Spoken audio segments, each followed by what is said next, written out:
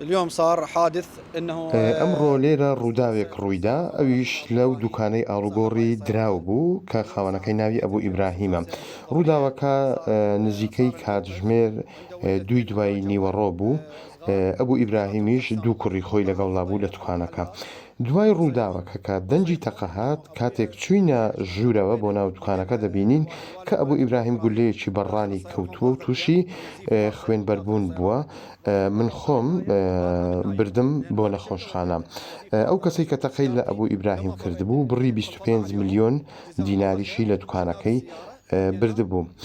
لە نەخۆشخانە ئەبوو ئیبراهیم پێی وتم کە کەسێک بووە هاتۆتە سەری لە دوکانەکە دەموچاوی داپۆشراوە دەمانچەیەکی ستیلی بەدەستەوە بوو و تەقەی لێ کردووە.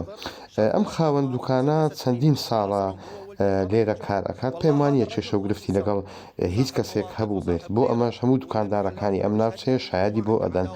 بۆیە ئەمڕۆ کە ئەم ڕووداوە بەسەر ئەبوو ئیبراهیم داهات بەڕاستی سەرمان سوڕما.